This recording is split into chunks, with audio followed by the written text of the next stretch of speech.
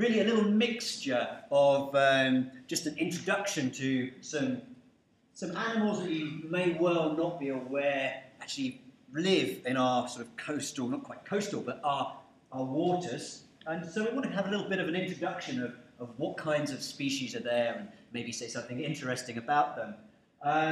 And then we'll maybe look a little bit more on some of the scientific approaches that we're taking here to find out about those animals. That's the aim. I might wander around a little bit, and hopefully I won't veer off track too much. Just as a brief introduction to what I do and how I got to study this topic. As I just mentioned, I started out as a geologist, and I started out as a geologist interested in ancient animals, interested in dinosaurs particularly. And my first question that I tried to address was, often when we're looking in fossil examples, fossil environments, what we find are these jumbles of bones. And if you're trying to think of these as representatives of past life, you want to know, does that represent a real community? Does that represent animals that died together? Or does it represent a long time that bones have been sort of eroding around on landscapes and coming together over tens, hundreds, maybe thousands of years? So not really representing a natural community.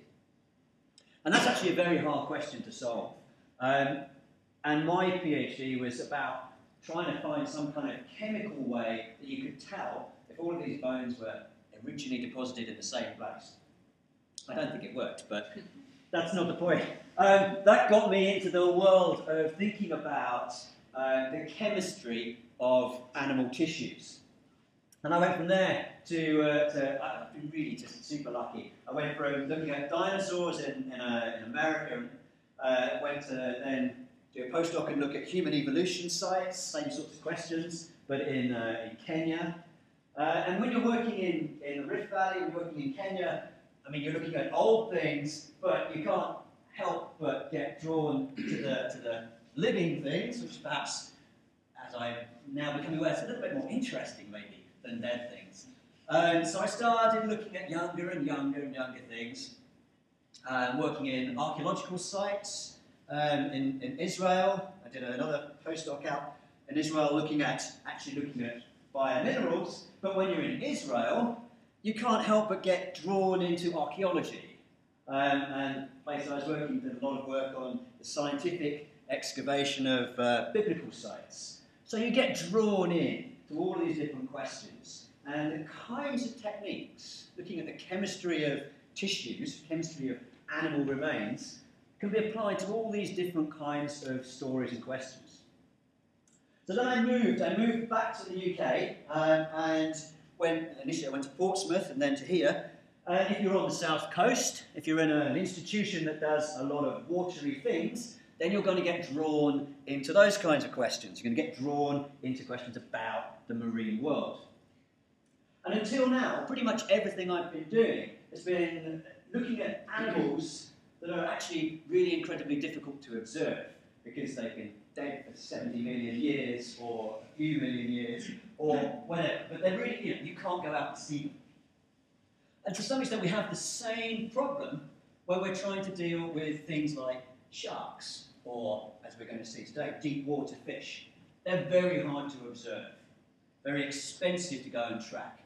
So what I've been trying to do is use the same sorts of techniques, the same sorts of ideas of looking at the chemistry of animal tissues to try and now understand something about the life history, the biology, the ecology of now modern animals.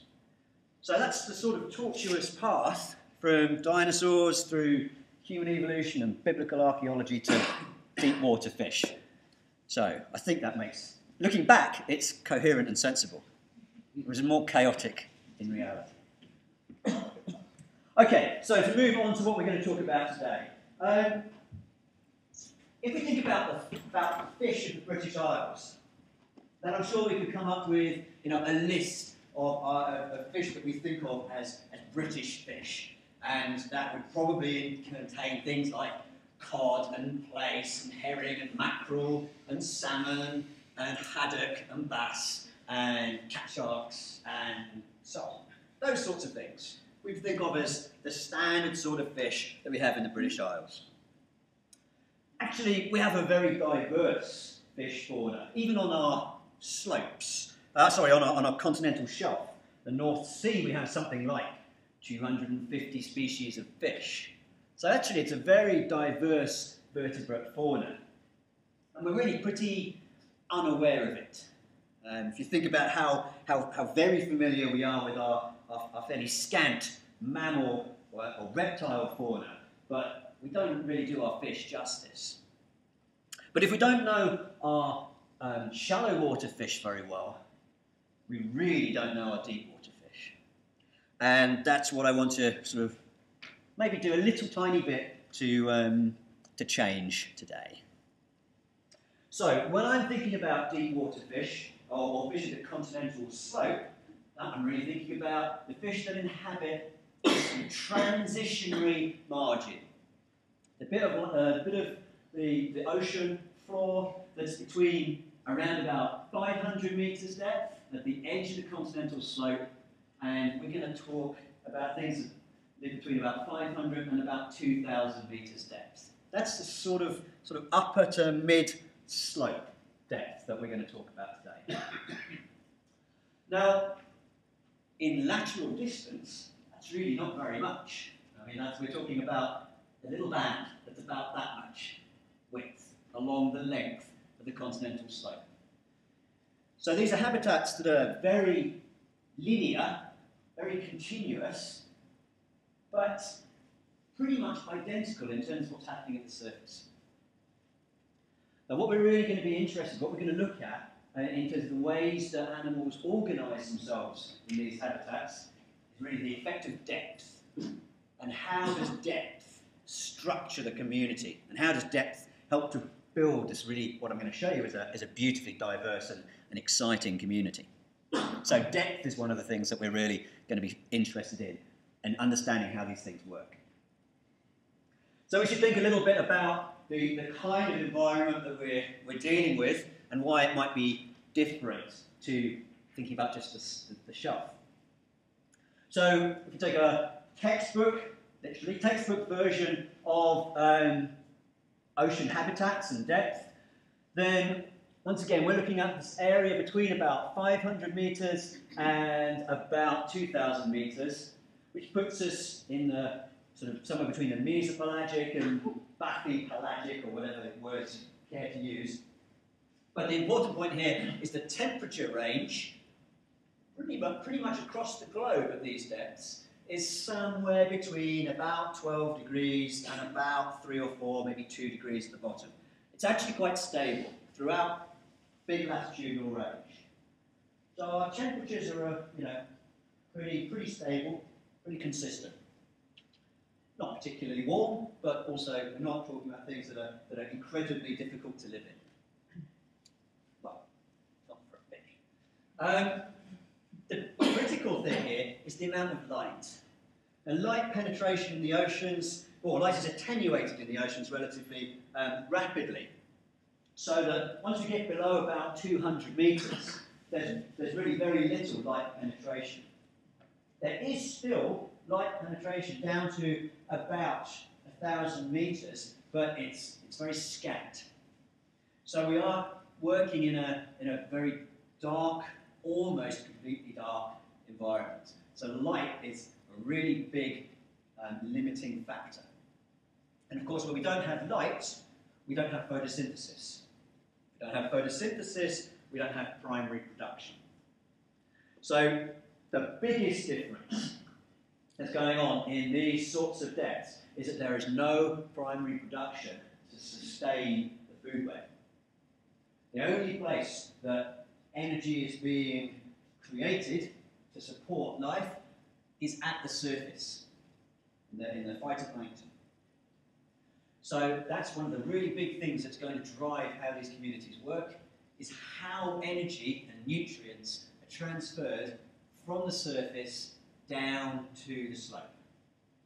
And we'll talk a little bit about that as we progress. But these are sort of the ideas that we want to think about when we're trying to understand how these fish work, or how these ecosystems function. Okay, so that sets the picture a little bit. So for the next little while, I'm just going to sort of introduce you to the major fish groups that we find at these depths. And I'm going to draw on a cruise that myself and PhD student and son were on in September. Oh, so long ago. And most, so pretty much all of the animals that we're going to talk about are animals that we found, or we could easily sample, see lots of, in just a 10-day cruise from western Scotland. So nothing that we're going to show is rare. Okay, so let's have a look at some animals. That's why we're here. Oh, and animals. So the cruise that we were on is on the Scottish Fisheries research vessel, the Scotia, which is about a 65-metre, relatively modern research trawler. So this is the business end. This is looking at the stern, and this is the trawl rig on one side, and this is basically, these are the iron doors that are on the outside of the trawl when it goes down. So you get an idea, actually you don't get a very good idea of scale because there's no people there, but yeah, I come to here. Actually, almost where I come to. So these are fairly sort of hefty vessels. And everything that we're sampling is sampled by trawl. So we're looking at things that are at the sea floor.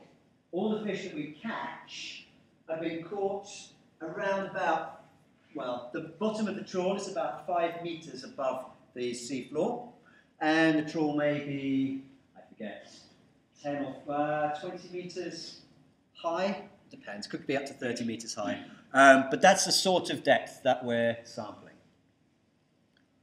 Okay, so let's start having a look at some animals. So, sharks, everybody loves sharks, and you can't not love sharks. The shark fauna of our slope is really diverse. At least 26 species of sharks.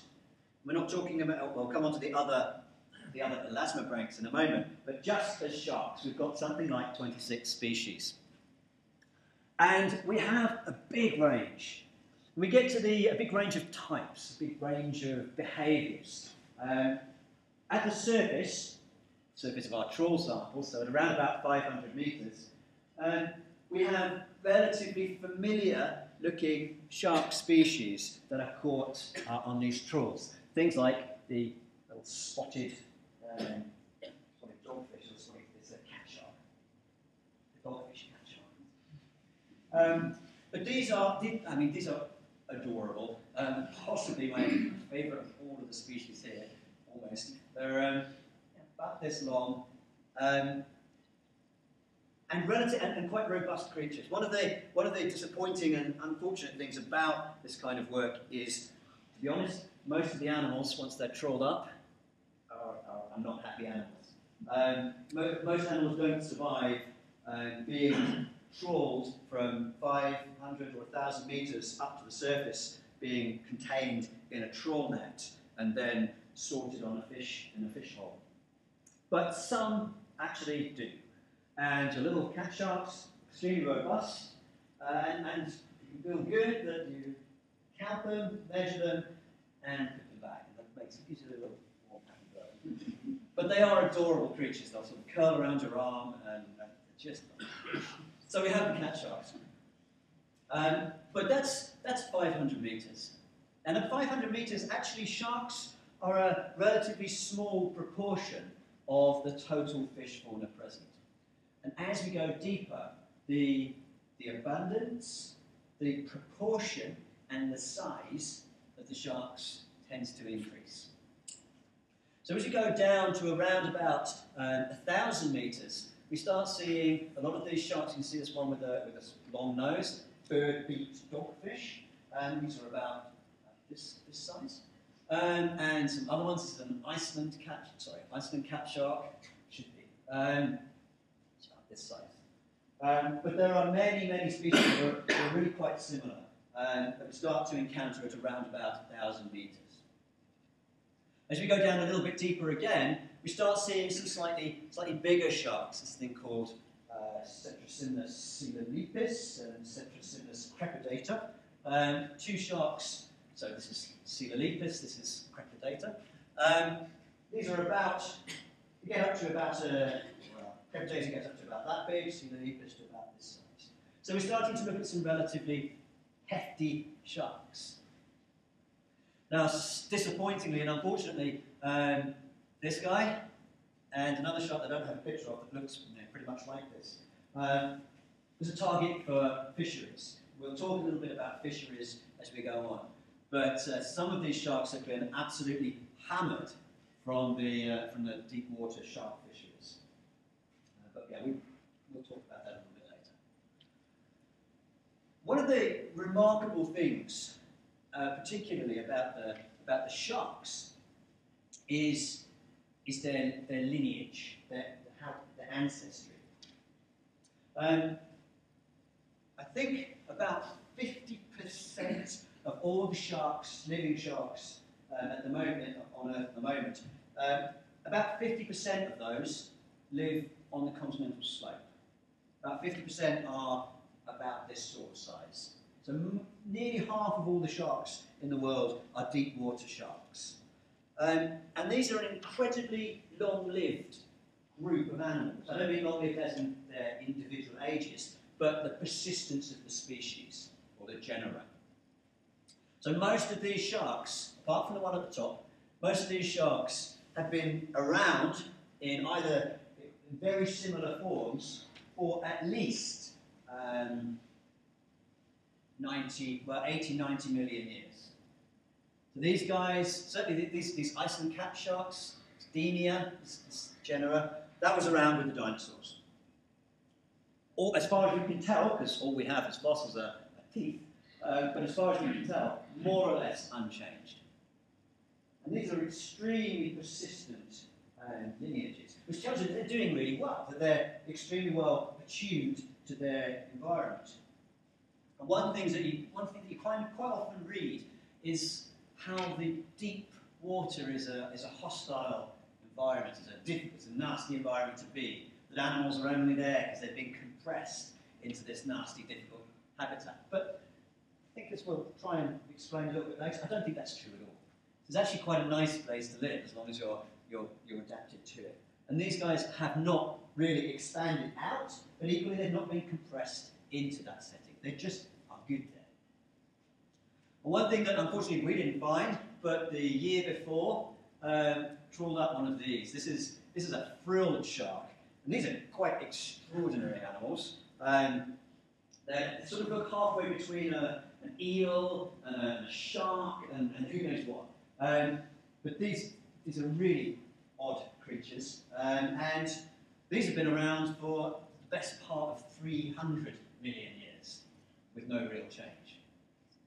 And they're living off our British waters. I should be proud of that. It's fantastic.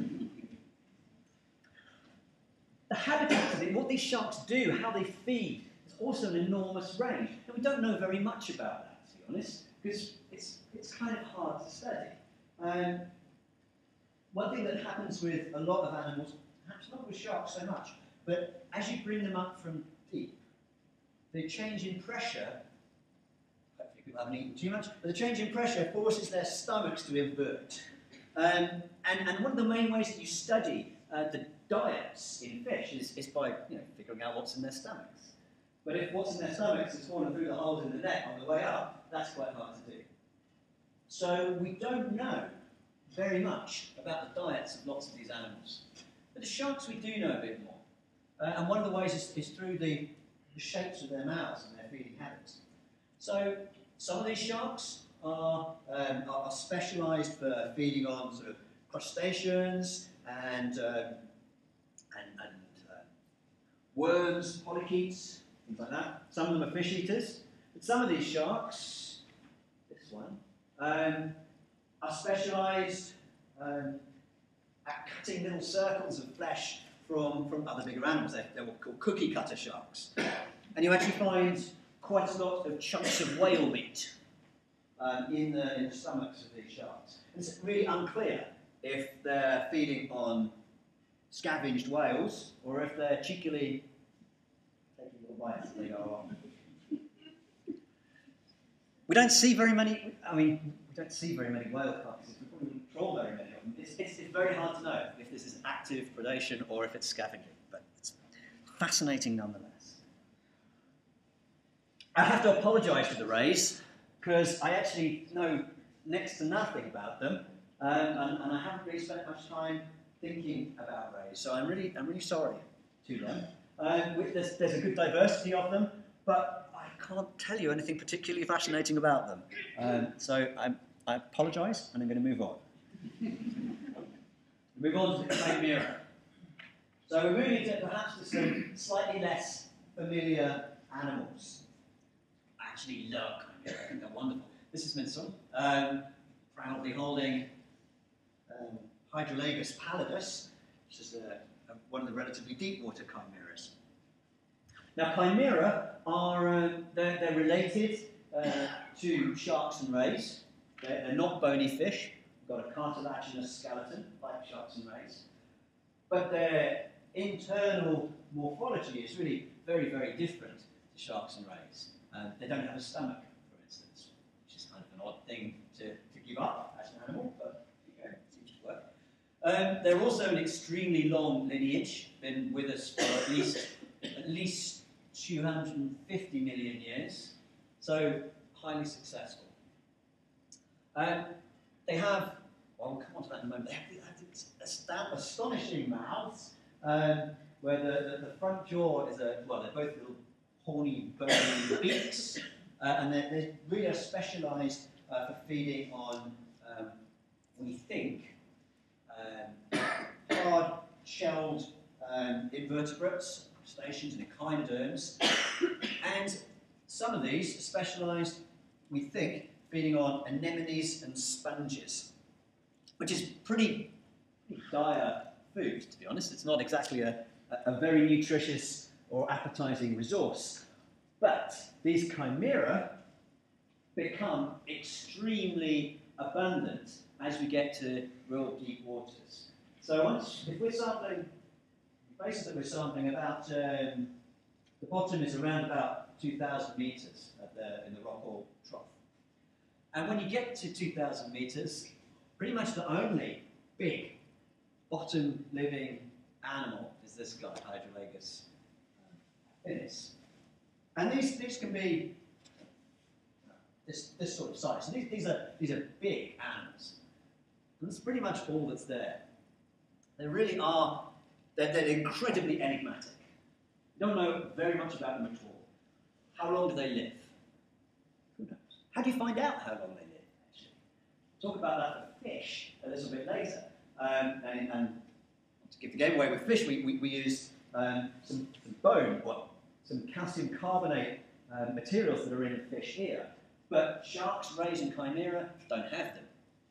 So we don't actually have any tissues that we can robustly estimate their ages. So that's a real problem, because as we'll see, if you don't know how old an animal is, if you don't know how long it takes to grow, it's very, very hard to manage that population. So these are troublesome beasts. And they're also venomous. Didn't tell you that. As we were dealing with them. They have a bony spine at the top of the fin here. Actually, some of them have two. And that spine can actually inject poison. I'm almost holding it by the spine. I've been spiked by them a number of times, and I'm challenging because I've never noticed. But in the literature, these are venomous and apparently quite painful. But yeah, anyway, they look much prettier in life. You can see how elegant and how incredibly hydrodynamic. You can almost picture, without without seeing any movement, you can see these things smoothly gliding around on the surface. So I think these are wonderful. And this of course is an anemone's eye. No, possibly not, but that's the biting surface of a chimera. Fabulous animals, absolutely fabulous. Okay, actually, while I'm thinking about chimera, one thing that's worth looking at is the shapes of these animals. You'll see that we see more and more animals that have this fairly elongate shape. You see these very extended tails, and that's definitely a feature for deep living. We might explore a little bit why that might be. Another thing that I forgot to tell you to look out for as we're looking at all these pictures of animals is their eyes. Remember, we're dealing in water that's supposedly got no light. These animals are living at 1,800, 2,000 metres. That's well below light penetration. So your argument might be that, well, there's actually no need to have a big eye because there's nothing to see, there's no light. And yet, you'll see that quite a lot of these animals actually have very large, very extended eyes. Clearly, vision is actually very important to not just a few of these animals, but a lot of these animals, even the ones that are living in areas that we would classically think of as being deep and dark. Okay, so move back into some slightly more familiar types of animals. Now moving on to the bony fish, and we'll start with the main big group of fish that contains most of the fish that we find on the slope, and that's the cod-like, the gadiforms. And at the 500 metre level, we have familiar species, things like hake, and ling, and blueling, tasty, big, chunky, benthic, cod-like animals. 500 metres is pretty much the lowest, the deepest depth that we would see these really, these sort of what we might think of as shelf species. Ling might go a little bit deeper, but hakes, that's about it. And as we go deeper, we start seeing a range of fish that actually look really pretty similar to one another and can be a bit of a pain to tell apart. These are all kinds of cod-like fish, morid codfish. We have things called physis, or forkbeard, moromoro, lepidian, halagiraeus, antimora. Things that are not very familiar. You may, if you're unlucky, be sold some of these, posing as something else. You probably won't know about it. There is a fair amount of fraudulent or mislabeling of fish, and as high-value fish becomes, harder to get, potentially more expensive, you may find more of these cheaper species being passed off as cod. Doesn't happen so much with these species in the UK. In the Mediterranean, where there is quite a lot of these physis and morids, they're actually passed off quite commonly as hake or things like that. So beware, you'll never know. They just won't taste as good. Okay. The cods, these morids, they are very abundant and quite dominant to about 1,000 metres. Once we get to 1,000 metres, we hardly see any large, benthic or bottom-feeding, bottom-living fish. In fact, this is the only one that's significantly present deeper than 1,000 metres. And this guy is at Antimora, is really at its best between 1,500 and 2,000 metres. But there's a big gap. This guy's deep. These ones really don't go much beyond 1,000 metres. So it seems that the cod-like fish really haven't embraced the deep. So almost as if they've come to this relatively recently. However, there is another group of fish that belong to the same type of organisms that are absolutely characteristic of deep waters. And it doesn't matter where you are in the deep. It doesn't matter if you're in the Atlantic, the Mediterranean, the Pacific, the Antarctic, wherever you are, these guys are the specialists as bony fish for living in the deep. And these are the macruries, or the rattails.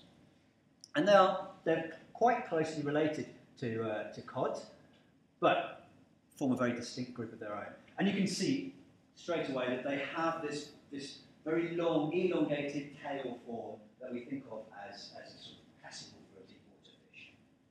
There are at least 10 species of macrurids sort of coexisting in the slope off of Ireland and Scotland. There are a great deal more worldwide. It's a very diverse group. And we're really only beginning to tease apart how these animals coexist, what specializations allow them to live together rather than compete with one another. And to some extent, they segregate themselves by depth, but there are overlapping ranges. We really don't know very much about that. So I'll maybe talk a little bit later about some of the work that we're trying to do to tease apart the life histories of these guys. It's just an example of a few of these different but similar species. Probably the most important of our rattails or grenadiers, actually you can tell when a species has some kind of commercial importance because there's an expanding number of names for them. So these are macrurids, they're rattails, they're grenadiers, lots of different names for the same thing, same types of fish. And this is a round-nosed grenadier, and it is. It's a round-nosed. So it's a nice, easy one to recognise. This is also very different from all the other grenadiers that we see off the UK slope because it gets to about this big. Most of the others don't get beyond that. So this is just a very different kind of fish. It's one of the most abundant fish at 1,000 and 1,500 metres, down to about 1,800 metres, and this has been the subject of an industrial fishery. So particularly the Russians had a very large Atlantic fishery along the mid-Atlantic ridge and the slopes, continental slopes, right from the Barents Sea down, really looking for these guys. They're not very tasty, but there's a lot of them. So if you're looking for something that's relatively easy to hoover up and market in bulk, then at least until you've decimated the stock, they're there for taking. We'll talk a little bit about why those stocks might decimate quite quickly later. Okay, so we move from the cod. We move on to the next really important in terms of abundance group of animals. And I like these, but nobody else does. These are, believe it or not, relatively closely related to salmon. These are the smoothheads, or the Alepicephalidae, which is, again, quite a big group of fish.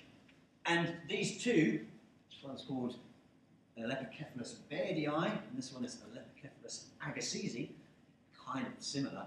These two make up an enormous proportion of the biomass, just the massive living tissue, between about 1,200 and 2,000 metres. So these are really super important for maintaining the ecosystem. But they're kind of ugly, and their flesh is extremely watery. You'd have to be desperate to be wanting to eat these. And because of that, they had almost no attention. Even though they're clearly extraordinarily important in maintaining the ecosystem, maintaining all these species interactions, they're unattractive commercially, and they form almost, if you're doing a trawl, that might be 80–90% of your catch. And if you're a fisherman, that's dreadful. 80–90% of your catch is useless, taking up space that you want to have something marketable. So generally, they're sort of seen as an unpleasant animal that nobody should waste time on. I think that's lovely. Right at the top there is something that's very related. It's this thing called the great silver smelt, or the Argentine. Another thing that has quite a few names because it's commercially fished. This is, it's very closely related, and they have a fairly similar lifestyle. It seems likely that all of these fish really eat a lot of gelatinous zooplankton. But that one definitely does get sold as cod in Ireland and in England, and that's been proven genetically. So if you're eating some very strange tasting fish and chips, you might think, oh, this fish is a little bit old. It might be an Argentine. Completely, totally unrelated to cod. This is just a picture of these smoothheads. Huge eyes. Huge eyes. And I'll talk a little bit later, but we think this is a lot to do with the life history of these fish, what they're doing. We think these fish are swimming up and feeding quite a long way above the sea floor. But we just don't know. We really don't know even fundamentally basic things about these animals, which is kind of what makes them exciting. Right, those are some of the sort of most abundant fish, but there's just all kinds of other cool things down there. What I didn't mention is how many species there are.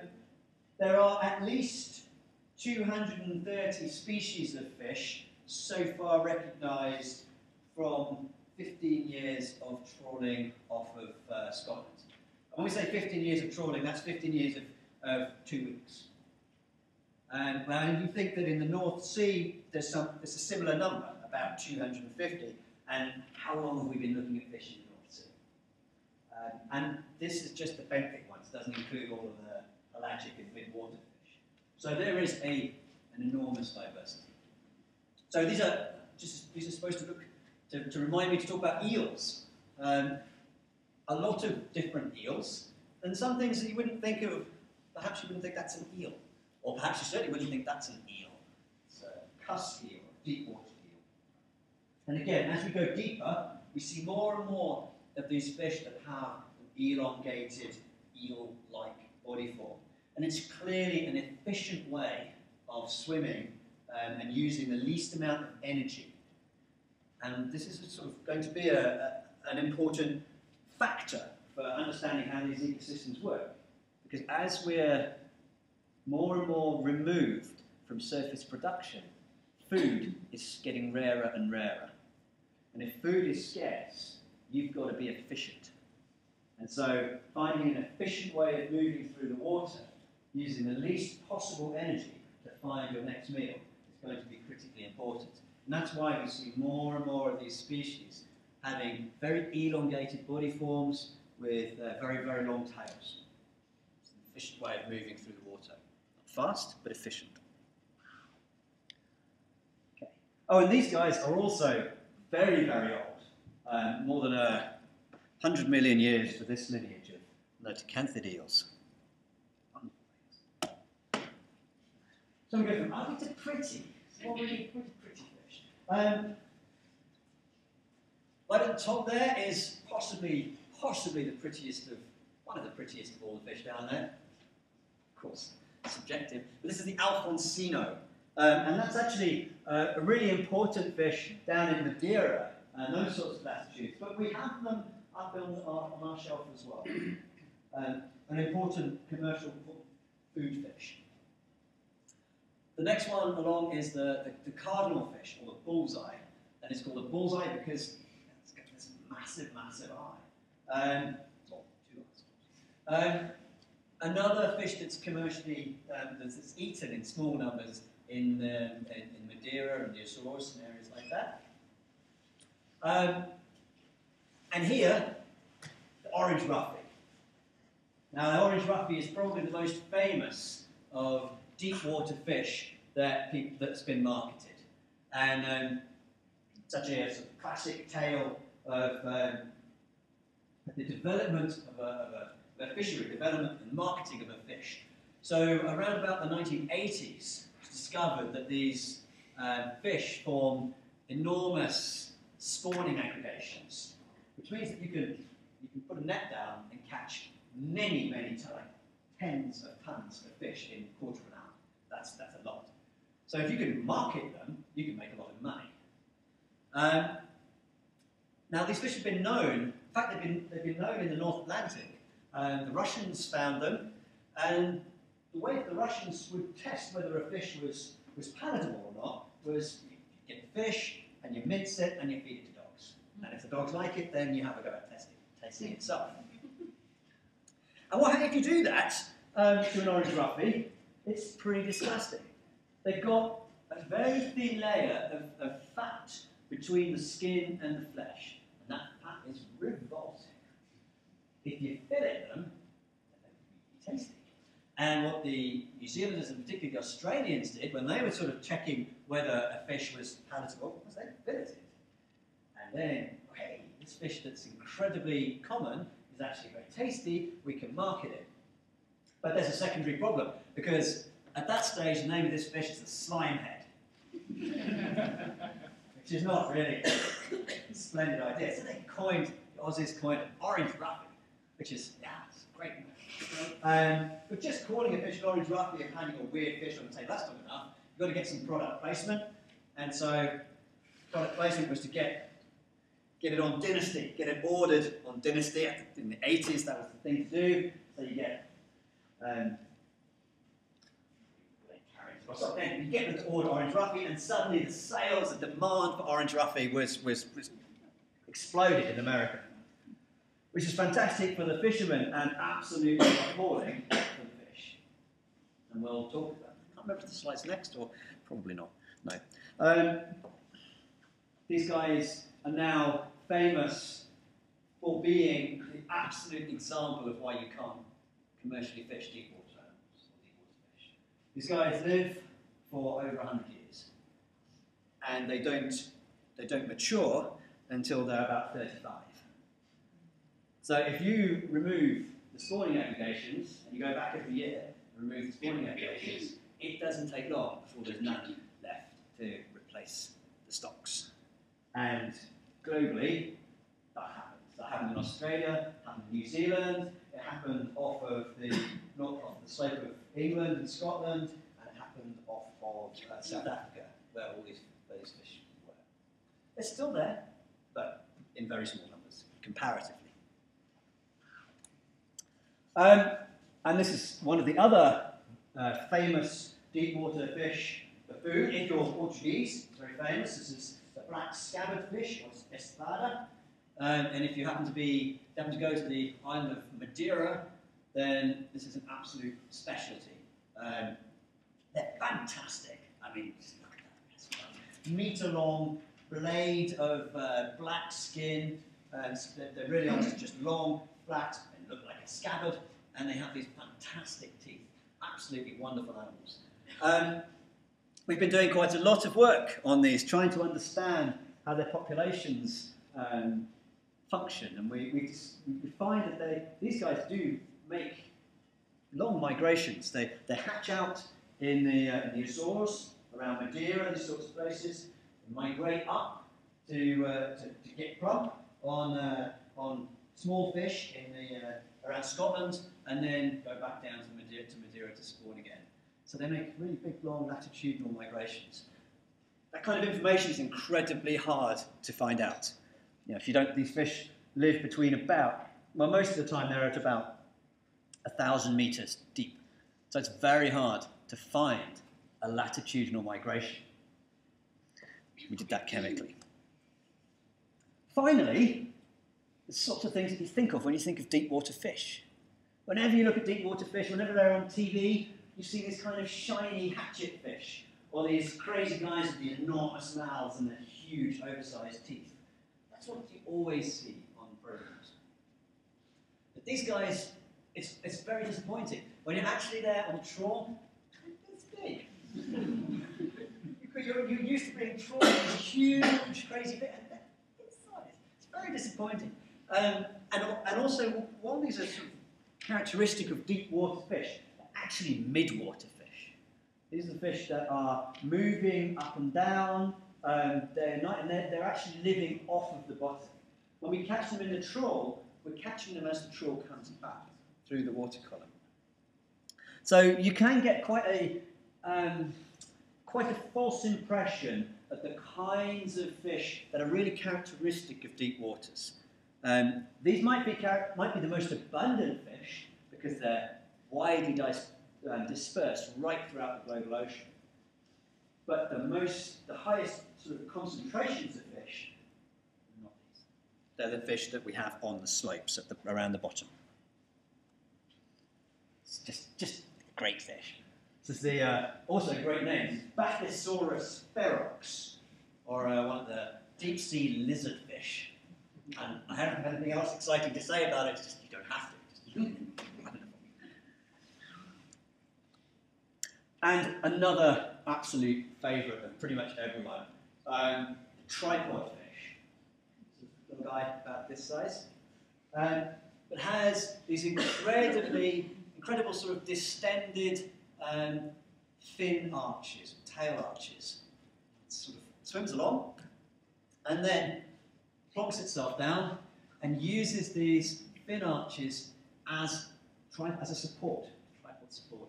And then it has an upward face, very sort of shovel-shaped upward-facing mouth, and gill rakers, which it uses to filter. So it just sits there and filters. It's stunning, amazing, just fabulous. And there are fish.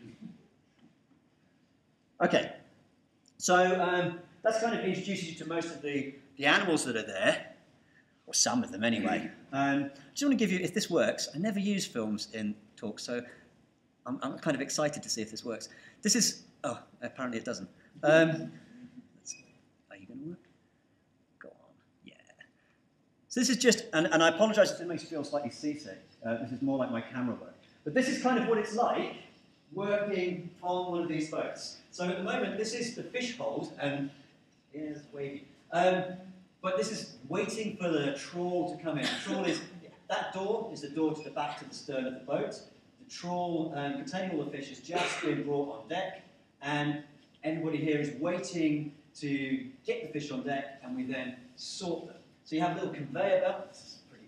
So you have a conveyor belt coming down, and here you can now see the fish come through a hopper, and then everybody is on their conveyor waiting to try and sort them. And at the moment, it's a disappointing looking basis because it's a really big haul. So you know you're going to be there spending a long time. And then this is mostly round-nosed grenadier. So this is kind of the life of a survey cruise, where your job really is to figure out what is there and at what proportions. And what essentially you have to do this because if you don't know what's there, and if you don't know the size ranges of what's there, then you can't tell if anything has changed. So if you're trying to monitor what's happened on a fishery, well, you need to do this kind of work. And so here, you have to learn how to identify these fish pretty quickly, and as they come down, you're sorting them into separate buckets for different species. There's a round-nosed grenadier bucket, another one, because the round-nosed grenadier are the most abundant, and yeah, lots of round-nosed grenadier. Some other things that are going to come out in a moment. This is a fairly calm part of there's a link. This is that's a paired smoothhead. This is a fairly calm trawl. When you have tons and tons and tons of fish to get through, this can be pretty hectic. It's a fairly physical activity. There's a link. It's very deep for a link, actually. This is about 1,500 metres, this trawl. Anyway, I think that's about to finish. But it gives you an idea of the sort of work that you go through to collect all of these species. Okay, cool. Okay, so just going to finish the last little bit, I'm talking a little bit about fisheries, deep water fisheries, and a little bit about this kind of the actual science part of what we're doing with these animals. So, one thing that has definitely happened in the last few decades is that it's getting harder to get fish. So, shallow water fisheries are exploiting pretty much all the shallow water that there is to exploit. And so if you want to expand your fishery, one way of doing that is to go deeper. So we're seeing an expansion of fisheries into deep waters. So the question is, what do you do about that? What does it mean? How do you deal with them? And let's give a couple of examples of why one of the reasons that fisheries management is difficult, and particularly why fisheries management is enormously difficult in a deep sea setting. I just want to show an absolutely sort of now kind of classic example of why it's hard to manage fisheries properly. And this is a thing called shifting baselines, where if you don't have a plane of reference, you can get a very skewed idea of what your ecosystem should be like. This is a set of photographs of day boat catches from a particular pier in Florida. And what you can see is a sort of time series of what individual boats thought was a good catch in a day. So this is what people thought was a good catch in the late 50s for one boat in one day.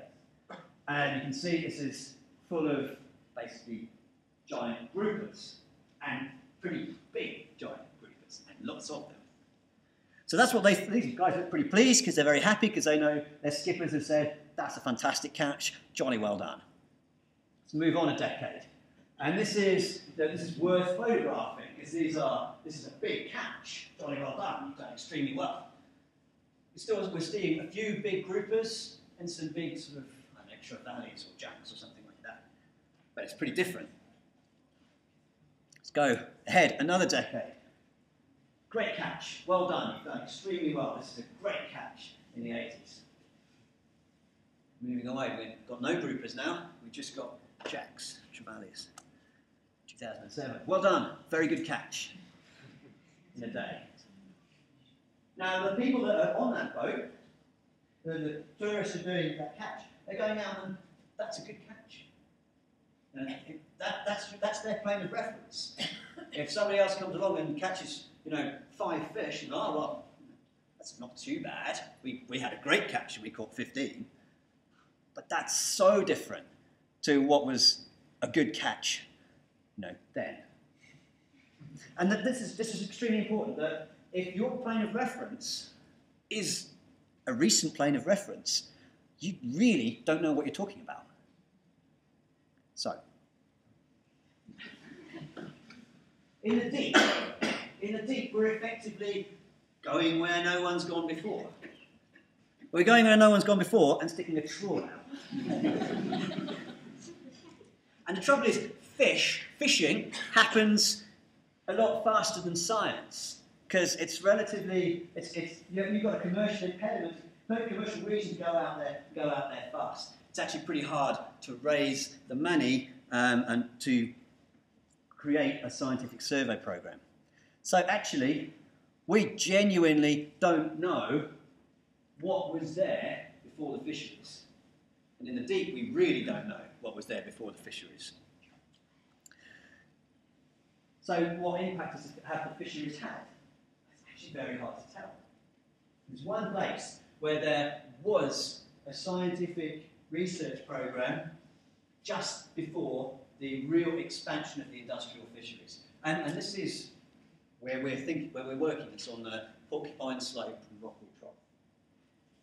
Where there was the start of the survey program was in sort of like the late 1970s, early 1980s, which is pretty much coincident with the start of big-scale industrial fishing on this continental slope.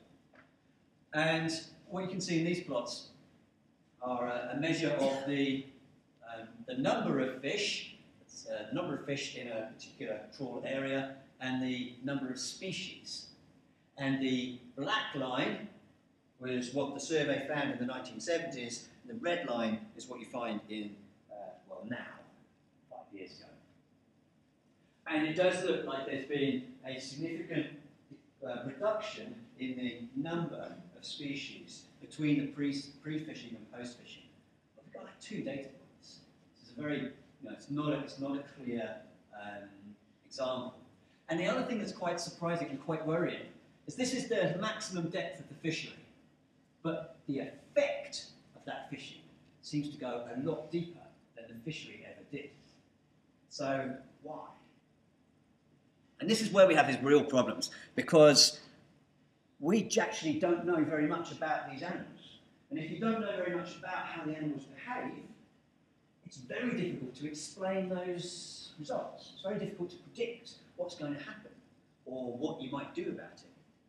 So I just want to, and I know I've rambled a little bit, so I shall try and be a bit speedy now. I just want to run through a few of the ways that we are trying to get some information about how these fish work and how these ecosystems work. And I mentioned that one of the critical things that we need to know is how old fish are. We need to be able to say how old they are when they breed. Do they live for 100 years or do they live for 10 years? So it has enormous implications for how sustainably they can be harvested. So in trees, we're familiar with the idea of tree rings. So in a deciduous tree, in temperate environments, we have fast growth in the spring and summer, and the tree loses its leaves, it slows down growing, and it stops growing in the winter. And that difference in growth rate we can see as a tree ring. We get a lot of empty cells, which make it look light in the spring when it's growing fast, and dark cells, dense wood, in the winter when it slows growth. So that gives us annual bands. We can count the age of the tree. Well, the same thing holds true in a large number of tissues of animals. And we've got things like fish scales and bivalves, some shark vertebrae, coral, that's a seal tooth, and this is a fish otolith. And these are calcium carbonate things in the ear that are like accelerometers, and they also transmit sound. So they're really important. So it turns out that if you extract these otoliths and section them, then you have this same kind of banded structure. So you can count the age. I'm glossing over it, it's actually pretty tough. But you can get an estimate of age from these structures. But the other thing that you can do is you can sample the chemistry right the way from the outside to the inside of these otoliths. And that chemistry can tell you something about the temperature the fish was living in. So this is one of the things that we're doing here. This is one of the things that Mensong's doing for his PhD, where we extract the chemistry throughout the life of the fish from one otolith, and we can reconstruct the temperature and therefore the depth that fish was living in. And so we can build a record of the life history, the movements of those fish. I'm nearly on it. We've done that we're beginning to do that with lots of different fish to try and understand how these patterns work. I'm going to really rush through the last little bit because it's I'll go through that, we'll forget about that. The last thing I want to talk about is just a little bit about how nutrients get transmitted, because we said this was a really important thing, and I just have to briefly go through how this energy works, because it's kind of critical to think about how these systems work. Phytoplankton at the surface, zooplankton moves up and down and connects the surface with the bottom at about 500 metres, and that can sustain fish that live at 500 metres. But when you go deeper, it's quite hard to understand how these nutrients might get transferred. And so the other bit of work that we're doing a lot of is trying to use something called stable isotopes, and I'm not going to have time to tell you exactly how that works, but we use the stable isotopes to try and track nutrient flow and to cut a long story, a very long story quite short. What we're able to show is that there are some species that are absolutely instrumental in transferring nutrients from the surface to the deep, some fish. And the critical thing about that is that these two fish, the round-nosed grenadier and dead smoothhead, are the two fish that really do this a lot. And they're fish that are being fished out, either for consumption or as bycatch. So if you remove these fish, then you remove a really important way of transferring nutrients to the bottom, and that sustains a huge number of different species in this ecosystem. So removing these fish has a big impact on a wide range of species, not just those ones. And that's one way that these fisheries effects propagate down deeper onto the slope. We can do a little bit of fancy maths when we think about how energy transfers through systems, and I've not got time to say this, but it is kind of cool, because one thing that we can calculate is how much biomass there should be. We can use some ideas about how energy flows through ecosystems. We can measure these chemical signals and calculate how much animal mass there should be for animals of a given size. And by doing that, and measuring how much there is now, we can calculate how much is missing. And we've done that for these environments. And we're missing something like 10 to 100 times, or we've got about 10 to 100 times too little fish, particularly at the big sizes. So that's what's been lost in the last 20 years. Okay, on that cheery note, how do we sustain? Deep water fish, about 1 to 2% of all the fish landed in the EU. So it's a very small amount. Stopping deep water trawling wouldn't be particularly damaging.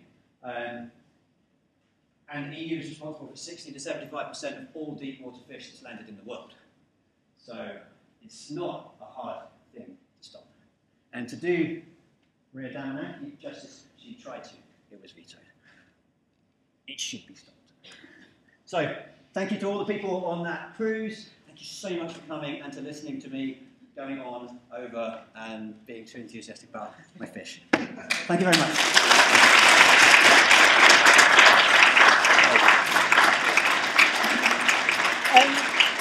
If anyone needs to catch a bus, train, whatever, please feel free to leave. Otherwise, feel free to stay for questions.